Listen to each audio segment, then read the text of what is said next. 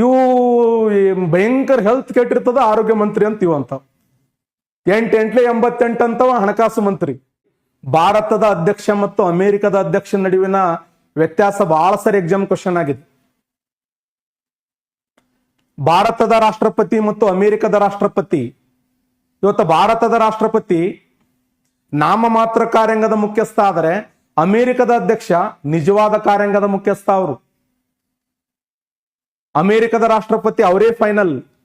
ಅದಕ್ಕೆ ಭಾರತ ಮತ್ತು ಅಮೆರಿಕ ದೇಶದ ಸಂವಿಧಾನದ ನಡುವಿನ ವ್ಯತ್ಯಾಸ ಏನಂದ್ರೆ, ಜಗತ್ತಿನ ಅತಿ ಕಠಿಣವಾದ ಸಂವಿಧಾನ ಅಮೆರಿಕದ ಸಂವಿಧಾನ. ಫಸ್ಟ್ ಸಂವಿಧಾನದ ಏನು ಬರದಾರಲ್ಲ ಅದೇ ಆದದು.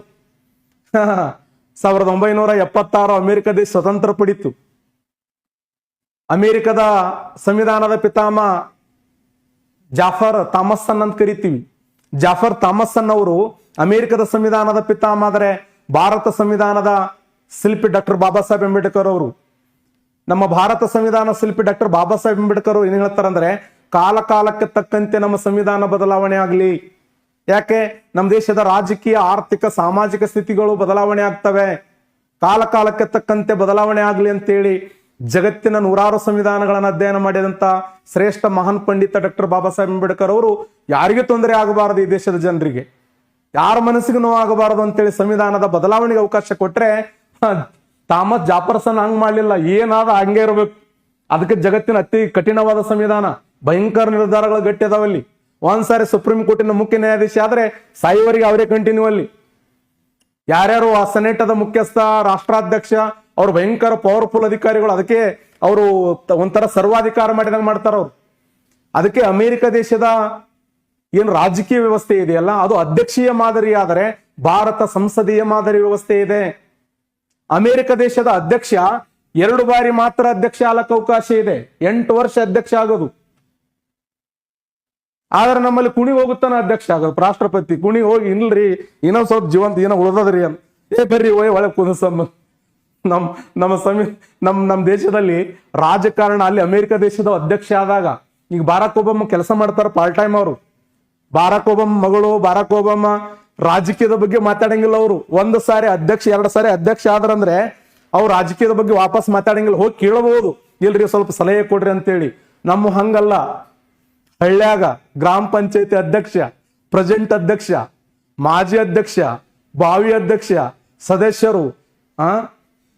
ಮೊನ್ನೆ ನಮ್ಮೂರ ನಾ ಹೇಳಬಾರ್ದು, ಆಕ್ಚುಲಿ ಇಡೀ ಸ್ಟೇಜ್ ತುಂಬಾ ಅವ್ರಿ ಅಂದ್ರೆ ಮುಂದೆ ಹಂಗಂತ ಜೀವನ. ಪ್ರಧಾನಿ ಬೈತಿರ್ತ ನಮ್ಮ ದೇಶದ ಗ್ರಾಮ ಪಂಚಾಯತಿ ಮೆಂಬರ್.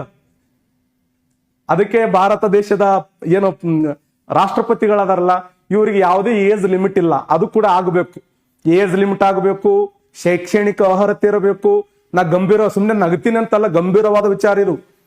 ಅಮೆರಿಕ ದೇಶದ ಅಧ್ಯಕ್ಷ ಯಾಕೆ ಪವರ್ಫುಲ್ ಇರ್ತಾನಂದ್ರೆ, ಅಮೆರಿಕ ದೇಶದ ರಕ್ಷಣಾ ಸಚಿವರು, ಕೆಲವು ಸಚಿವ ಸಂಪುಟದಲ್ಲಿರುವಂತ ವ್ಯಕ್ತಿಗಳದಾರಲ್ಲ, ಅವರು MLA ಗಳು, MP ಗಳಲ್ಲ, ಅವರು ಶಾಸಕರಲ್ಲ. ಅವರು ಆ ಅಧ್ಯಕ್ಷ ತನಗೆ ಯಾರ್ಯಾರು ಬೇಕಾಗಿರ್ತಾರಲ್ಲ, ನುರಿತ, ಪಂಡಿತ, ಪರಿಣಿತಿ ಹೊಂದಿದ ದಕ್ಷ ಅಧಿಕಾರಿಗಳ ಕೂಟ, ತಜ್ಞರ ಕೂಟ ಇರ್ತದಲ್ಲಿ.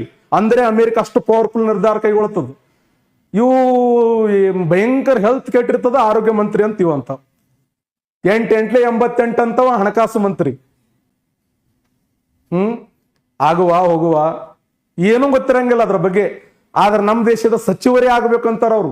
ಆದ್ರೆ ಆ ದೇಶದಲ್ಲಿ ಆ MLA ಗಳು, MP ಗಳು ಏನ್ ಮಾಡ್ತಾರೆ ಅಂದ್ರೆ ಕೇವಲ ಲಾ ಮಾಡ್ತಾರೆ, ಕಾನೂನುಗಳನ್ನು ಮಾಡ್ತಾರೆ. ರಾಷ್ಟ್ರಪತಿಗಳ, ಆ ದೇಶದ ಅಧ್ಯಕ್ಷನ ಅಧಿಕಾರದಲ್ಲಿ ಹಸ್ತಕ್ಷೇಪ ಮಾಡಂಗಿಲ್ಲ. ದಕ್ಷ ಅಧಿಕಾರಿಗಳು, ನುರಿತ ಜ್ಞಾನವಂತರು ಮಾರ್ಗದರ್ಶನ ಮಾಡ್ತಾರೆ. ಅವರು ಅಲ್ಲಿ ಕ್ಯಾಬಿನೆಟ್ದಲ್ಲಿ ಉನ್ನತ ಹುದ್ದೆಗಳನ್ನು ಪಡ್ಕೊಂಡಿರ್ತಾರೆ. ಅಂದ್ರೆ ಆ ದೇಶ ಅಷ್ಟು ಪವರ್ಫುಲ್ ಇದೆ. ಹೆಚ್ಚಿಗೆ ಮಾತಾಡಬಾರದು. ನೆಕ್ಸ್ಟ್